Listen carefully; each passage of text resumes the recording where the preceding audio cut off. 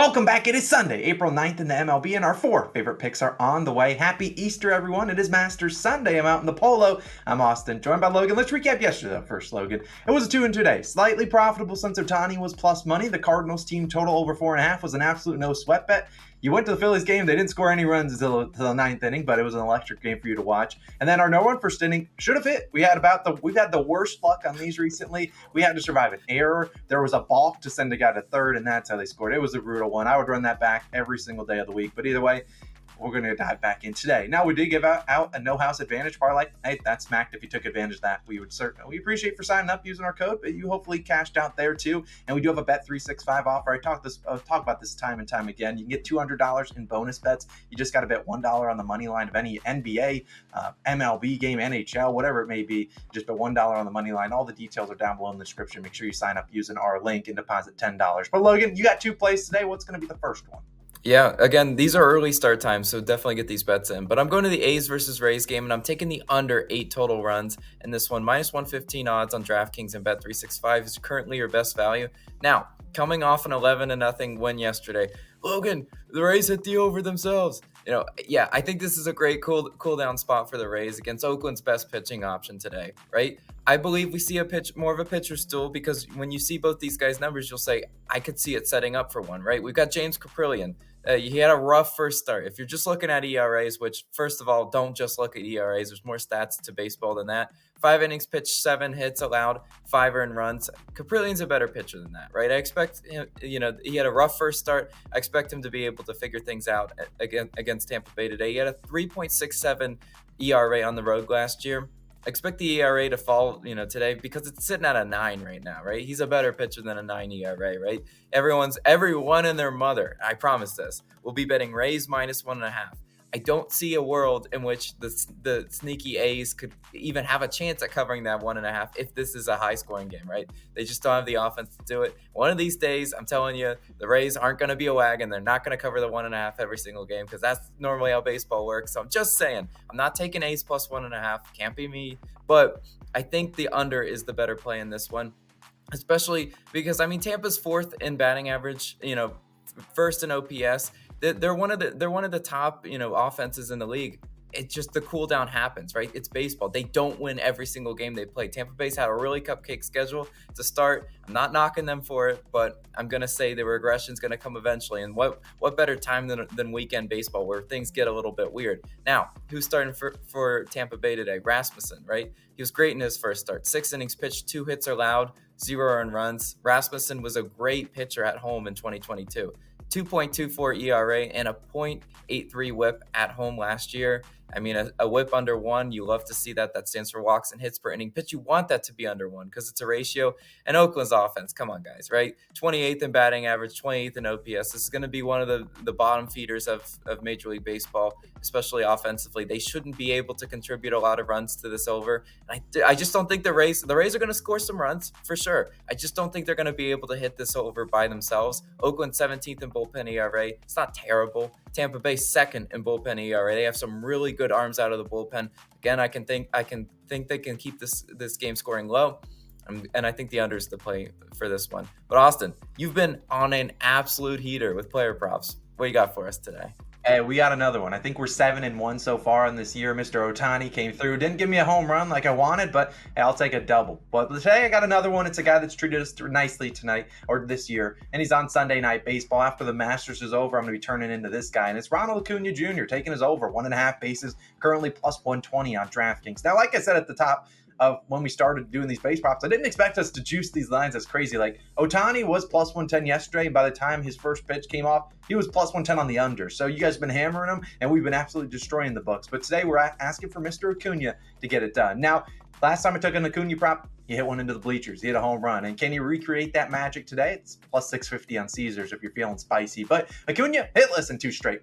He has gotten on base via, maybe fielder's choice and things like that. And he's a fast guy. He can steal bases, but doesn't have a hit in 2 straight. So I think that ends today, because prior to those last 2 games where he obviously did not get the 2+ bases, he was had 2+ bases in 6 of his last 7. So positive regression, I think, is coming his way. He's been hitting the baseball hard, just hasn't been getting a little bit lucky here. And today he's going to go up against Seth Lugo of the Padres. Now, I don't know if that's how you pronounce his name. Doesn't matter to me. He had an impressive start, though, in his first one. 7 innings pitched, 7 strikeouts, I think 0 earned runs. He was very, very good. But despite that great start, the books still giving this game an over-under at 9. They're still expecting runs to be scored in. The Padres are underdogs. If they expected Seth to go out there and pitch another masterclass, well, I wouldn't be surprised to see the Padres as favored here. But I think the books are expecting some offense to come, and I think Lugo's maybe do a little bit of negative regression while Acuna sees some positive regression. Now, these actually guys have seen each other pretty frequently. In 12 plate appearances, we've seen Acuna 5 hits, all of them being singles and 2 walks. So he has walked a couple times, but a 500 batting average, I'll take that, and no extra base hits. But hey, if he wants to go out there and get 2 hits for us today, I'm not going to complain how he gets it done. Now, as we've talked about time and time again, we like to look at the pitches that the pitcher is going to throw his way. If anyone's ever curious where we get these numbers, they're from Baseball Savant, one of the best sites you can use for research. So if you haven't checked out Baseball Savant, not sponsored, but definitely check them out. Now, Lugo's first start, and very, very similar to what he threw last year, threw 38.7% four-seam fastball, 32% curveball, 14% slider, and about 13% being a sinker. Now, that was very similar splits to what he did last year. I think the curveball and four-seamer might have been a little bit closer, but more or less same pitches he was throwing last year. Now, Acuna versus those pitches, this was back in 2022. 235 batting average versus the four-seamer, 267 versus the curveball, 315 versus the slider, and then 270 versus the sinker. Those are his favorite pitches to hit. Now, those stats, like I said, from 2022. This season, actually, if you were to look at his splits, sinker and curveball have been his 2 best pitches. I think hitting over 500 against those. Now, it did help that Mr. Miles Michaelis was tossing some meatballs, and that kind of inflated those numbers. Those are the main pitches he throws, but still, Acuna, capable of 2+ hits on any given night. I don't think pitchers really want to walk him because he's capable of stealing. He's going to be up near the top of steals this season. So I think they're going to give him some hittable pitches. He's the number 1 in this lineup. He's going to bat first for this on Sunday Night Baseball. Acuna's treated us nice once-ly. I think he does it twice-ly tonight. I love Acuna. We're riding with his 2+ bases as my favorite player prop of the day. But Logan, you got another play before we get into Nowhere on First Inning Nation. What are you riding with today? Yeah, we're going to a money line, right? Again, an earlier start time. A lot of games early today, so get those bets in. I'm going to the Astros versus Twins game, and I'm taking the Astros on the money line. -105 odds on BetMGM's currently your best value in this one. Now, I have to do some line reading on here because normally Logan never wakes up and bets the Astros. That's just not what I do, right? Not a team that is normally not juiced. The 3-6 Astros and their starting pitcher with a 7.71 ERA are in a pick'em with the 6-2 Twins and their starting pitcher with a 1.8 ERA. A lot of people, when they bet baseball, their deciding factors, they go and look at the starting pitcher's ERA, they take the one with the lower ERA, and then just call it a day. Well, when it's in a pick'em, I have to ask myself why. What's going on here? The books aren't afraid to make the Astros plus value when they don't expect them to have the chance to win the game. They've already done it before in this series. They've made the Astros plus value, and I said, yeah, Twins is the move in that one because you just don't see the Astros plus value. Seeing them in a pick'em with Hunter Brown, he's not an ace, right? And I really do like the Astros today. Let's see why. Who's starting for Minnesota today? Tyler Mahle, right? 5 innings pitched, 5 hits allowed, 1 earned run to the Marlins. Houston, 24th in batting average, 26th in OPS. Look, guys, the Astros are hitting it in the 20s and those offensive metrics, season long. I'll just say, wow, what a terrible year for the Astros. But I expect that to get a lot better throughout the season. They will most likely end in the top 10. Some positive regression is coming for this Houston offense. And I've seen Mahle way too many times. Even when he was pitching back with the Reds, he'd be humming along, 1, 2, 3 innings pitched. 4 or 5, he just the wheels would come off and he just melt down. I could see Houston's very talented hitters getting to Mahle today. It's just one of those. I've watched enough of him. I do know, what to sort of expect. And then now for Hunter Brown, he was roughed up in his first start, right? Especially against the Tigers. That's not a great one to get roughed up in. 4 2/3 innings pitched, 6 hits allowed, 4 earned runs. Hunter Brown is due a bounce back performance because I know being a young pitcher, they're going to be up and down and up and down and up and down. I don't really know what to expect with him. I know they're super high on him, right? If you ever listen to the Houston broadcast, they call him a young Verlander. They put him side by side. Hunter Brown is a very crafty pitcher. Could see him being able to get through this Twins, lineup. And Twins offensively, 13th in batting average, 20th in OPS. I know exactly what I'm getting with the Twins. I'm getting one game of high scoring, one game of 0 runs. It's what they do. That's what the Twins do that every single year. They're such an up and down offensive team. I think they go the other way today. I think Hunter Brown has a really good showing. In Houston, 18th in bullpen ERA, Minnesota 8th in bullpen ERA. I think even though obviously it looks like Minnesota has the advantage on paper, Houston's bullpen is just too talented to be that bad in bullpen ERA. They will get better as the season goes on, and I expect them to be able to hold it down for Hunter Brown today. So I'm taking the Astros on the money line today. Rare opportunity we ever get them in a pick'em, but I think this is a great spot for them. But Austin, grab your flags, man.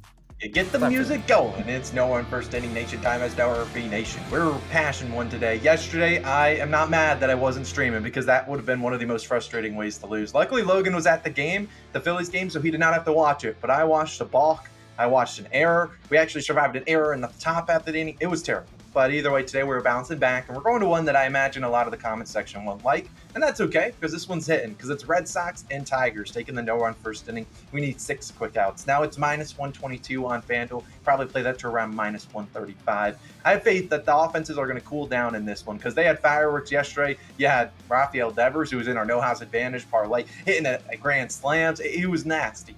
But today, I think it cools down. It's going to be Matthew Boyd. It's going to start for the Detroit Tigers. Now, so far, no on first innings. Solid, 1-0. Now you look at Boston, they are tied for third and first inning runs, but we are only 7-8 games into the season. So looking at those numbers, those can be completely flip-flopped by the end of the year. Boston does have some talented bats at the top of the order, but we've seen when we've taken a Devers prop, he's capable of going 0-4. That just happens. And we see on Sundays, a lot of teams do sometimes rest their guys into the new week. So would it be surprising to see Boston rest any guys? No, but I think Boyd can at least get us through the top half of the inning, and who's going to have to pitch against the Tigers, Logan? Yeah, it's Cutter Crawford, and where all the hate's going to come from is people saying, oh, Cutter Crawford sucks. All right, well, even the worst pitcher's capable of getting 3 outs. I'm just sorry. Like, it is. And against this bad offense, right, Crawford 0-1 on no-run first innings this year. He did get touched up by the Pirates, right? We're not going to hide from that. We're going to pretend like it didn't happen. But it's a small sample size. And what I do know is Detroit, 28th in first inning runs. Detroit also 29th in average and 30th in OPS. I know this Tigers offense is atrocious most days, right? On average, this is going to be one of those teams that you want to bet the no-run first inning against most times, because you ask yourself, can Boyd get me 3 outs? He's certainly capable of. Can Cutter Crawford get 3 outs against one of the worst offenses in baseball? I think so. The over-under set to 8.5, which is one of those interesting things, right? They set the over-under sort of high-ish, but the no-run first inning is still in that minus 120 range. I still think the books know at the end of the day it's 3 outs, and I think we have a really good chance of cashing this one. Despite all the hate we will draw from this one, I think we have a good chance. I do too, Logan. I think we're flying these flags later today. And you look, the no-run first innings, it's hard to bet them. They're so far early into the season. The pitchers are still getting into a groove. We're still having fun with it. I'm very confident we'll be pretty profitable long term. We've had some great reads, some bad wonky results. You're going to get that. You're going to have some bad luck. They're a luck-based bet. But I think today we're getting 6 outs. We're pulling out the brooms tomorrow. We're going 4-0. So those are our favorite picks of the day. We appreciate you guys, as always, if you're watching. We'll be back again tomorrow for some more Monday picks. There won't be any NBA tomorrow, so it'll be all MLB. All the focus is there. We'll see you guys back again tomorrow morning. Peace out.